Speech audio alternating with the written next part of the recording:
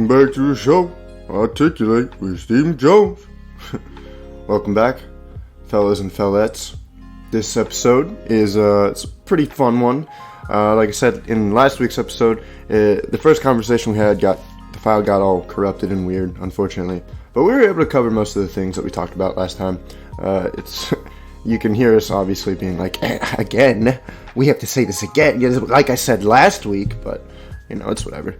It's really informational. Chris went to UNOH for robotics and works in it now too, so he researches a lot about it and he's really into it, and he's very insightful on the industry and all that little technology stuff like that. So yeah, we've been friends since like first grade, and been a long time coming. And here he is, Mr. Christopher Henry Beckman. Welcome back. Take two. Full name. Yeah, I know. Yeah, my mom's calling me. Christopher? Yeah. I've had a lot of experience with that. Yeah, how's it going? It's good. How are you? I'd say it's been a while, or this was a long time coming, but we did this last week. Yeah. We just got fucked. I just want to clarify, by the way, it wasn't just the motorcycle noise in the background that was just like one thing that happened while we were recording. Also, like, the audio file just got completely, that static noise I didn't, make that up. That shit just happened. Oh, I know, I saw it. Yeah, it was messed up. Which is mad, because I feel like we had a really good conversation about the automation coming up in the industry, dude. Yeah. And that's what it was all about. The new stuff that's coming up. Taking over the world. Yeah. A lot of stuff you said actually blew my mind, dude, but... Yeah, there's some crazy stuff. Even still now, I'll see stuff that still blows my mind, and I've been working in the automation industry for a year now. Oh yeah, do you want to describe a little bit about what you do again? I'm a robotics technician. Yeah. So basically we go to factories or other companies that have robots, and we'll go there, and if they have problems with something, we'll basically fix their issue, troubleshoot, see what's going on, and then try our best to fix it. Most of the time we can, but sometimes. Yeah. So, is this what really got you, interested in, the robotics and automation and stuff, or did you know a lot of the stuff before? I probably, when I was in, 6th and 7th grade, there was, a robotics club that we had at my school. Oh, really? It was a Lego thing. It was actually, we'd basically build Legos, and they'd do stuff throughout the board, and you get points. Yeah. And there's, an actual competition we went to. It was cool. I liked that a lot. And then in high school, I just didn't want to go to a regular college. Mm-hmm. I just knew it wasn't for me, so I just want to figure out something that I always liked working on stuff, fixing stuff, doing stuff with my hands. So that's what got me interested in that. And I went to the school that I ended up going to. I saw the program they had, and I liked what they were doing there, and got me in there. Yeah. So what's some of the coolest stuff? That you've seen on your job at least. Just assembly lines, some of the stuff that is possible now that gets done is just crazy. It started out with the Model T, right? Yeah, Ford Model T. The Model T was the first. People don't realize that the conveyor belt for that was a form of automation, which people were still making every single individual part, but it was moving down the conveyor line, so people didn't have to move stuff around by hand. So it just made stuff easier. It's just now we're getting to the point where it's stuff that's way above, obviously, conveyor belts, which are still used very heavily today. Yeah. Oh, really? Oh, but with belts? More. Oh, yeah. But with more robots, yeah. Well, they're just more not the ones back in the Ford days. They were controlled by hand. It was just a switch at the end. You flipped it on, and it was on. And then when you were done at the end of the day, you flipped it off. Man. The ones now are all controlled by computers that are on timers that go at specific times and speeds and slow down with all the crazy stuff. So yeah, it's gone a long way as far as conveyors go and stuff like that. But yeah, so what's the cool, like I said, what the coolest thing that you've seen on your job? I've seen stuff like a robot go all the way out, pick up an entire car, a frame with the body on it. Not any tires or any of that stuff, but just the frame and all the other stuff. And it would put these 2 forks through the windows. There were no glass there yet, so it would just go through. Mm-hmm. And it would pick it up and then kind of grip it from the top and flip it over and hold it in a spot, and then 2 robotic arms would come over and weld things on it for 10 seconds. Yeah. and then it would flip it back over and put it back up on the conveyor belt that was slowly moving, like really slowly. And then there's just another one, and it sits there and just waits for the next one. Yeah. And then when there's a sensor on the end, and when it sees that it's there, it reaches out, grabs it, does the same thing over and over. Man, that's what you were saying last time though about like the welding. Like it's crazy, like how well the robots weld. Yeah. How well the robots weld. Yeah, just seeing them work together. First of all, like two things that are weigh probably 4,000 pounds, moving within inches of each other. Oh yeah. At full speed is just they move so fast, like you wouldn't even believe it. But yeah, and then the welding they're doing is just super technical, and like if you were to try to do it by hand, it would take probably an hour, they've reduced it down to a 10-second process. Right, and it's like perfect, you know. Oh, it's perfect every time. Yeah.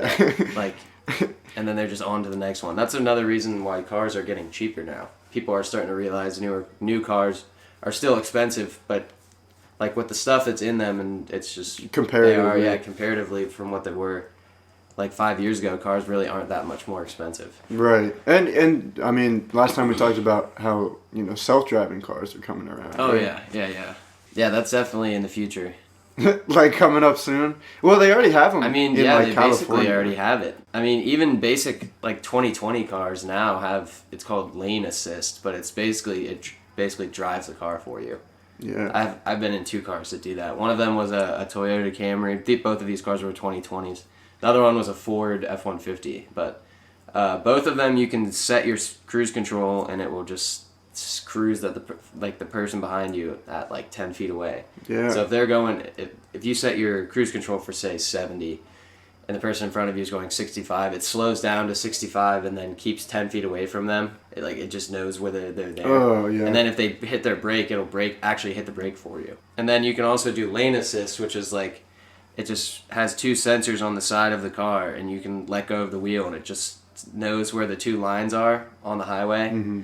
And it just goes for you. Man. You can't do it on like back streets and stuff just because because it's straight and the lines are different. But on the highway it can read it, and it just stays within them. Yeah, and I mean that's what we talked about a little bit, how I mean that's gonna like cut out Uber completely, and like the taxi industries, and like even like limousine industries, you know what I mean? Like I don't know, like if they get self-driving limousines, and I don't know, I still don't think people would own their own limousine. No, even if it was self-driving. Yeah, but you could rent one, you know. You just wouldn't have a driver. Yeah, that's true. You'd still have to rent the limo. Yeah, I wonder if Uber's gonna be able to just like buy like self-driving cars, because I mean, what's the point? Because if you had your own self-driving car. That's true. Why do you need to rent someone else's self-driving car when you could just have your own? Yeah, well, I mean, if you didn't have a car or your own if you couldn't afford your own self-driving car. Well, yeah. If you're just taking a ride somewhere. I mean, that's just like saying. Yeah. I guess in places still then like New York and shit, it would be.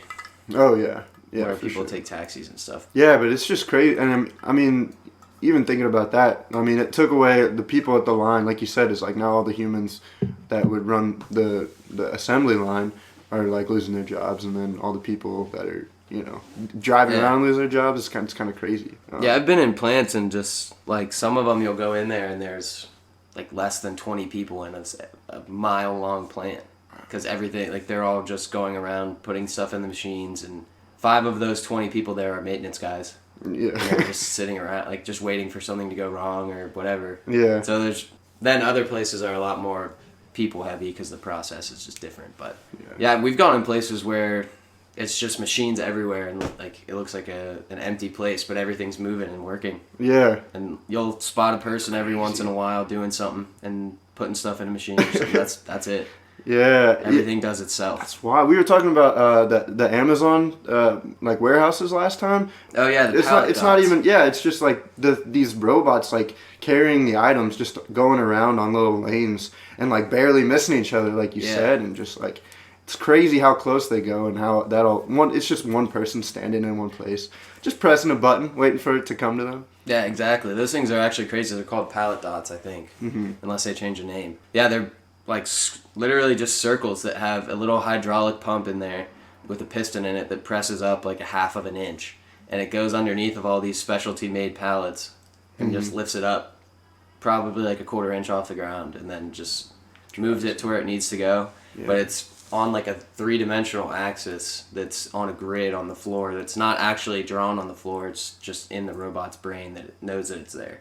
Yeah. So they move within each other because they know in the robot's each other brain. are. What does that even mean? Like just like the the processor, the computer, main computer, telling everything where it's at. Imagine just literally like a grid. Oh yeah, that's what we were talking about last time. How everything's like, the reason that like stuff is progressing to the point where it's just getting smaller and smaller. They're finding new ways to like compact it. Oh yeah. Like if you looked at pieces of machinery that like 10 years ago and then see the newest version of how they do that today, it's like a quarter of the size. It's just now they're just finding how to make things more condensed that can do the same thing.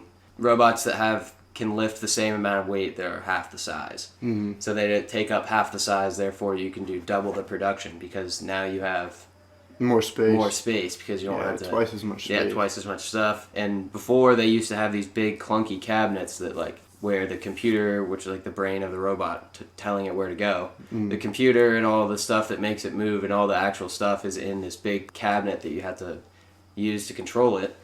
Where now it's like they've basically completely gotten rid of that and just integrated it, all the basic stuff that you need, and put it into the actual robotic arm. So now they don't even have the cabinet, it's just one piece. It used to be 2 pieces of equipment working together to do something, but now they've combined it to where it's just one. That's cool for the future, like moving forward. There's some other innovations too. It's not like all scary. It's not all about like people getting jobs and taken away from them, right? Yeah, some of it obviously is that, but yeah, there's definitely stuff that's going to be regular people would see the benefit from. Like products would be cheaper, safer, like you said. Yeah, too. Safer. The cancer or the chemotherapy. Oh yeah. Because I didn't even know where that came. That stuff I didn't even like think about where like the chemotherapy radiation. Yeah, like like I said the last time, we would go to a factory and they actually make like the chemotherapy drugs. We went in, and they basically have all these robots because not only does it lessen the price for the drugs because they don't have to pay as many people and all that, but it's actually safer because there's a lot of like radiation in there because they're making chemo drugs, which are very heavily radiated. Yeah. So having less people in there dealing with those things is obviously better because then you're not exposing people to radiation on a daily basis. Oh, yeah. Robots don't care. They can get as much radiation as they want and keep moving. They don't really care. So in that aspect, it actually is a really positive thing. For sure. And there's other aspects like that of things that are the same way, like die molding, which is like they basically pour molten metal into like a mold and then undo it, and the robot will reach in and grab it. Where that's actually used to be a really hazardous job because sometimes that metal can like pop. Like it's still really hot, or like you don't pull it out the right way, and it's just a lot of room for air now. And people can get hurt because you're standing next to a really hot press. Yeah. And sometimes like a piece of metal could pop out and hit you, and it's just dangerous stuff like that. Where if like it hits the robot, it doesn't even care. It just keeps keeps metal. Going, right. Like it just gets another extra piece of metal on there. Yeah. So it doesn't even matter. Like, it gets stronger. Jobs like that are just dangerous, like things. Yeah. As far as get eliminated. So going off the molding thing, we were talking about like 3D printing and the way that that was just like basic technology stuff. But but that amazed me because it wasn't even just 3D printing. It was like stainless steel. What'd you call it? Like steel. CNC machining. Yeah. Yeah. Yeah, that's basically a form of 3D printing if you want to think about it that way. Yeah. But it's not called a 3D printer. It's called a CNC machine, but it does basically the same thing as a 3D printer except just in reverse. A 3D printer takes nothing and builds something in a line, and then a CNC machine takes a big chunk of metal and cuts it down into one tiny specific thing. Oh, right. So like you could cut things 3-dimensionally. And that's just with like programming and like numbers basically. Yeah, you just got to know how to program it. But like I said, the same way those robots at the Amazon thing works on a grid system, and it has a computer and it works on XY axis. So it just knows where it's at every second, and you just program it on the computer where to go, and it knows where it's at. You said people were like making guns with that technology. Oh yeah, you can like the capabilities that we could use those for. Well, CNC machines have been been for years. They used to just be, you did it by hand. So that's how they probably to this day still make receivers for guns and stuff, but like legally. But there was some guy that made one with a 3D printer. Yeah, well, yeah. You can actually make an AR receiver with a 3D printer now if you have the right stuff. Really? Yeah, it's like a big thing in the gun world right now because people are freaking out about it. But yeah, in reality, you can go get the plans online right now. They're available if you wanted to look them up. Yeah, and print your own stuff. You have to have the 3D a very print. specific plastic. I think though. So is that everything that 3D printing that's made out of is just some type of plastic? Well, now what's crazy is you can buy different kinds of plastic. Like back when 3D printing was just a thing, it was just one type of plastic and you just made trinkets. Now you can order a specific type of plastic that's harder. So when it dries, it's a lot more brittle, and like if you made a piece of something, it'd be harder to break than if you made it with a regular 3D printer. Yeah. So now, like, you have to just have the right type of plastic, and you have to get the right thickness. But you can go get the plans online, and it has all that for you. You just got to get the plastic and have the printer. I mean, technically, yeah, it's really not illegal though. Is the thing. You could go do that, and you're not breaking any laws. Yeah. Do you think we could ever make food or something from 3D printing? I don't know. I saw a TV show where they did that recently. They just made 3D printed a piece of food. Oh, it was Midnight Gospel. Oh, really? Yeah. Oh, yeah. Yeah, it printed like a pie. Really? Oh, yeah, the pie. The pie. Yeah, that's crazy. I mean, I mean, that's obviously, like a distinct. I don't know if that's even being worked on, but I mean, hey, it should. It's like the Spy Kids where they put it like a plate in the microwave, and then they just pull that out, and it's like. Or like Back to the Future when they put that little dime-sized pizza in the. Oh yeah, and then it comes out into a huge pizza. Yeah.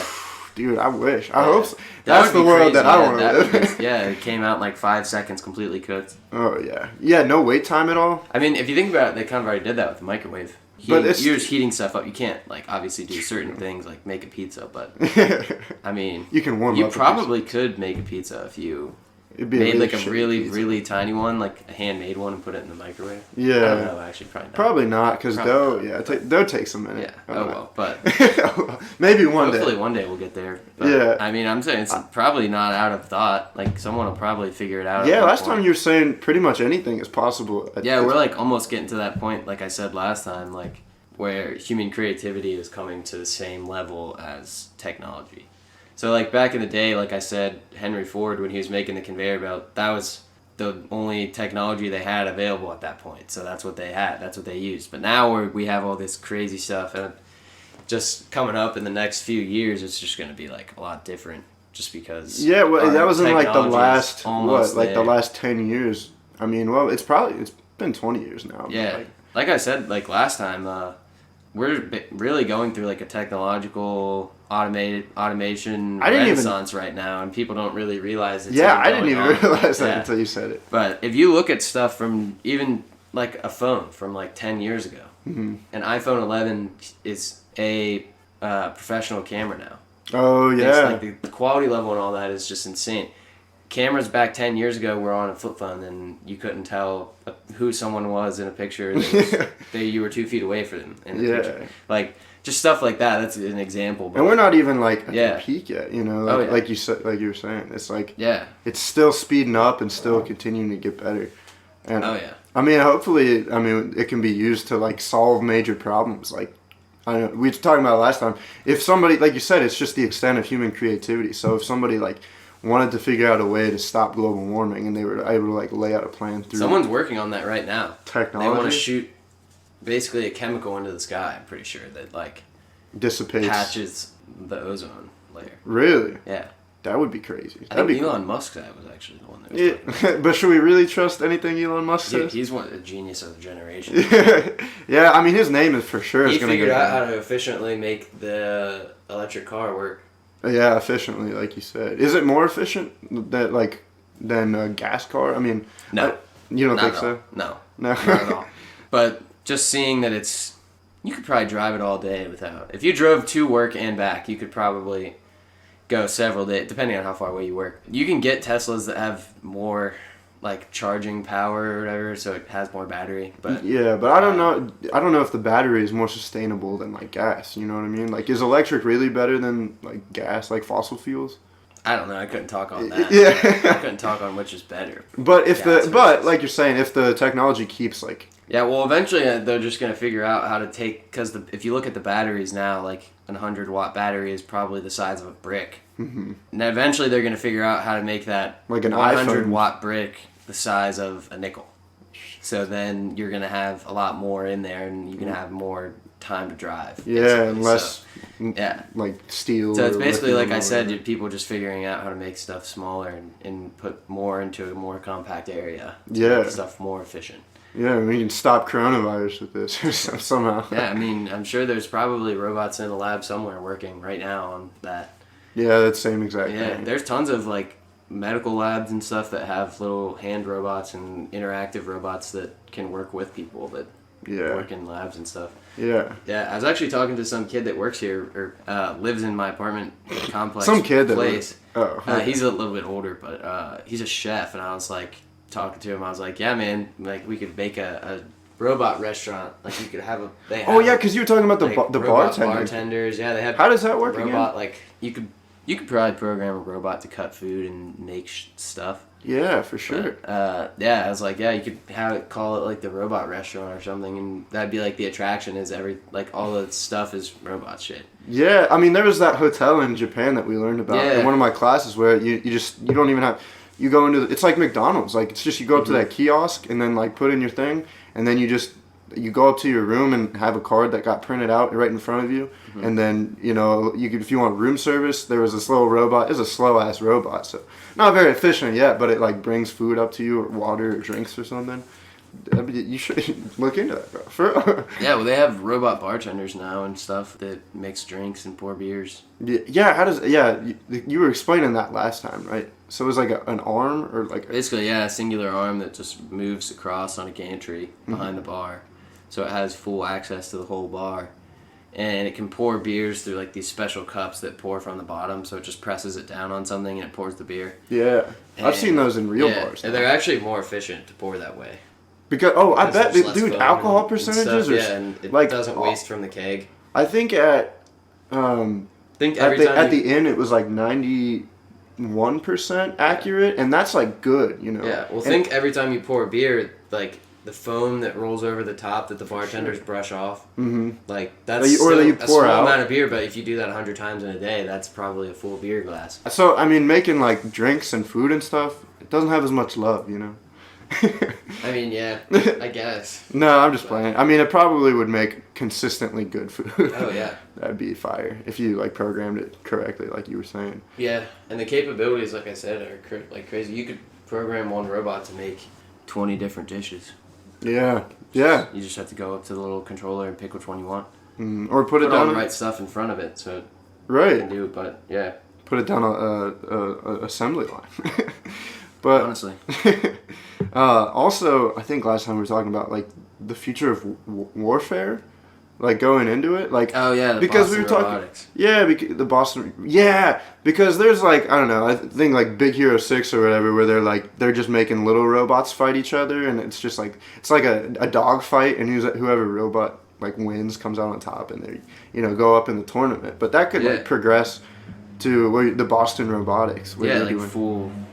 Basically humans robots. Star Wars. Just look like humans. Those things are crazy. They just like beat the shit out of them. You see those videos? They made a movie about that. Really? Remember? Yeah, I can't remember what it's called, but it's like a little robot that's like old, and this dude finds it in a junkyard or whatever. Oh, Real Steel. Yeah. That's what we couldn't think of it last time. Real Steel. I remembered it now. Yeah, I like that movie, but yeah, probably.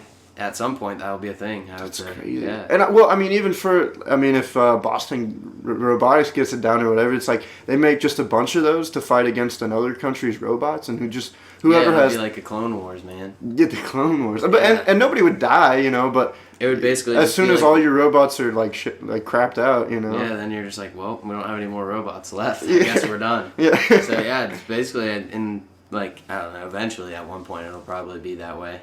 Yeah. Which would be way cool. Probably not any time in our lifetime, but... You don't think so? I mean, with the rate that we're progressing, come on. I don't know. Probably not. Probably not. Hopefully not. But it's still not that far in some way, yeah, but not that sophisticated. True. I would they already do robot fighting. Like it's just like just way smaller stuff on like tracks and wheels and stuff. You know what I mean? Yeah, You've for seen sure. it, Robot Arena stuff. Yeah, that stuff is crazy. Yeah. Yeah. Just going on off into the future of like where this stuff could go. Last time you were talking about, it was like a Black Mirror episode where somebody was like uploading their consciousness. Oh like, yeah, some guy's uploading his wife's consciousness onto a computer. What does that even mean? When she dies, it's basically like you can talk to the computer and it would have her personality because it has all of her memories and like personality traits and it just like copies the brain. Yeah, basically. How does it? How do you read that? That's crazy. Yeah. I mean, I could see It's it. basically like the Plankton computer. The play. Oh yeah. Because you know how he has his wife in the computer, but it's actually like a personality. It's not like just a computer. Yeah, I wonder if they replicate it onto like AI or something, so that way it can still. That's what it. Yeah, basically, it would speak back to him as if it was his wife, like with his first. Like if he said some shit that pissed her off, like be like, say exactly what she would say back as if she was there, like, and be like, "Fuck you" or something. I don't know, whatever. But yeah, that's fucked, dude. I don't know. That is a look. That's like, I don't know, that like morally, would you? I don't know. Would you upload your? I asked you this last time. I don't really remember your answer, but like, would you upload? I probably would. Yeah, I would say yes. What, dude? Like, I'm tired of this life already. Let's just get. Well, I mean, if you think about it, like it's getting into like life and death, but like, you'd be dead. For sure. Like you're not actually there. But would your memory just pick up from where it left off? And would you experience? I don't know. Now you're getting into like soul philosophy, like philosophy stuff. But yeah. Yeah, but you would.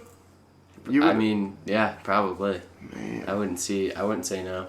That's great. Yeah, if you were offered, that's fair. Yeah. Well, hopefully we don't have to think about that for quite a while. Yeah, but there's actually Elon Musk is working on a chip that goes in your brain, and I forget what it's called. Like a cookie or something? No. But well, I can't even remember what his child's name is. It acts as if, like, you have all the I'll look it up right now. You have all the capabilities of a cell phone. In your mind? But it, like, just projects it through your eye. Yeah, but so, then like, you got an Elon it. Musk chip in your head. I mean, yeah, that's a thing, but you have to worry about that. Yeah, but I mean, the government's already all up in your shit anyways. But, that's cool. Like, well, I remember Google Glasses was going to be a thing forever ago. Oh, it's called Neuralink. That's what it is. I knew it. I just couldn't think of the name. Yeah. It was founded in 2016 and is Musk's neutral technology company that's developing an implant designed to interface directly with the human brain. Ooh. The device would be implanted directly into the skull to enable electrode threads to interface with certain areas of the brain, according to Musk. So it would activate things in your brain to make it to where your eye sees like a computer screen. Damn. So like, or something like that. Yeah. Like your phone. Like if someone texted you, just be like, pop up real quick, like you would legitimately see it in your eye and it would be like, so-and-so texted you. Yeah. I don't know if I would like that, because you wouldn't even be able to tell if people were like listening to you or not half of the time, you know? I mean, it is pretty cool though. Like if you were able to control it, but I don't know, some people stare at their phones like 24/7 That's what I'm saying, all the time. Dude. People now, if you think about it, are already cyborgs.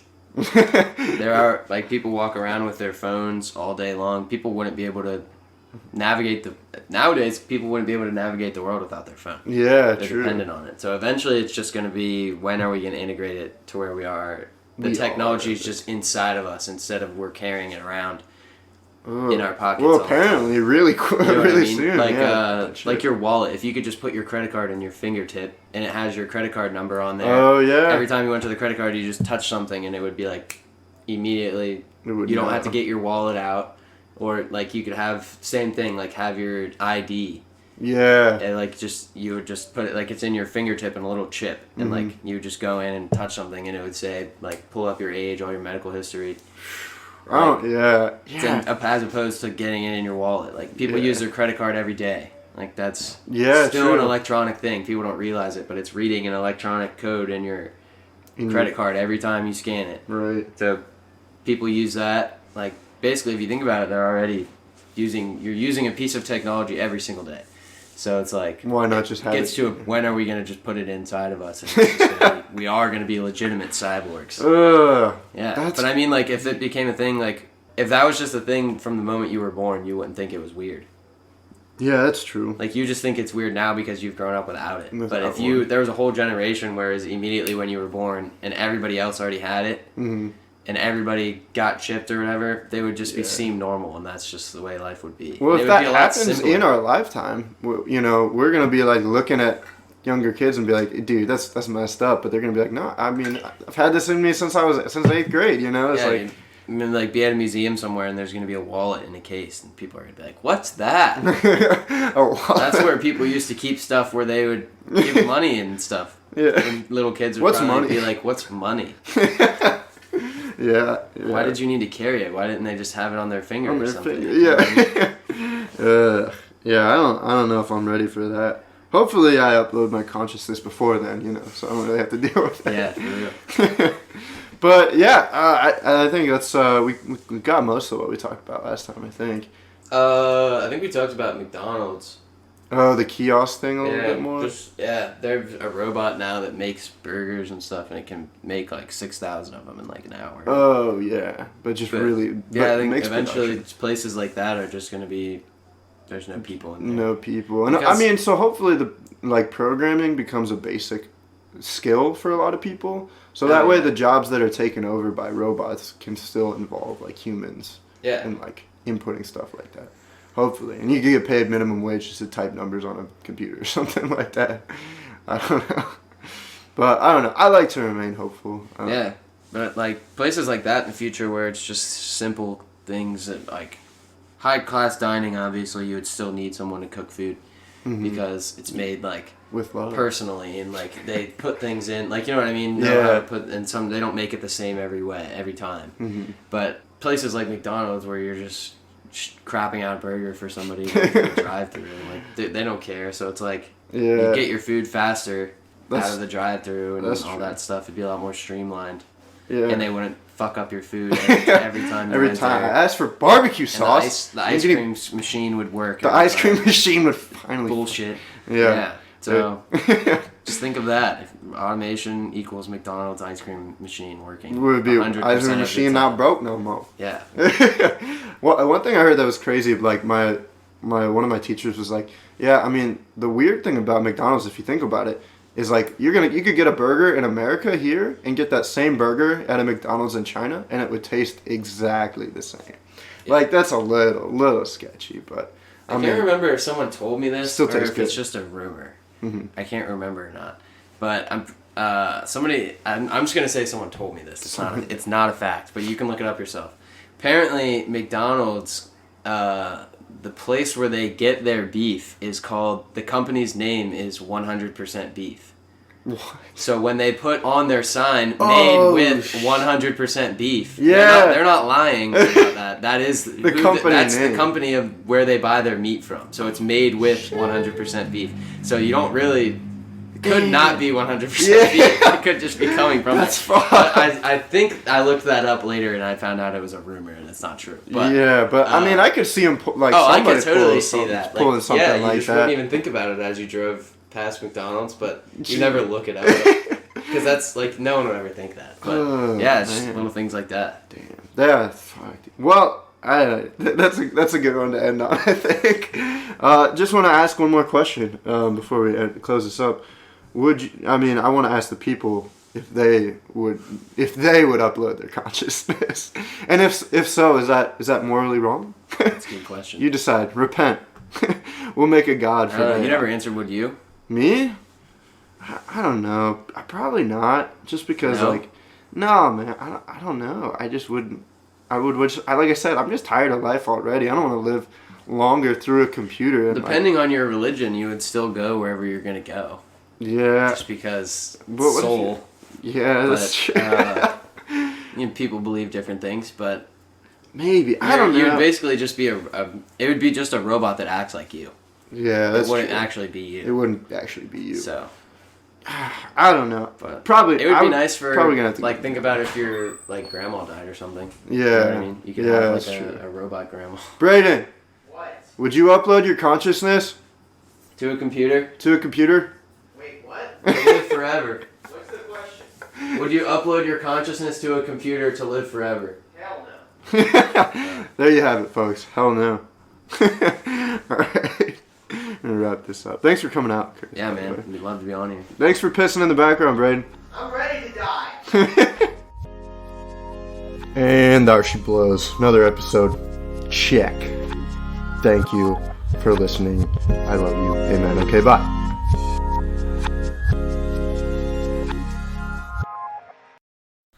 Hello, please. Just make sure, like you. Hello, Breeze.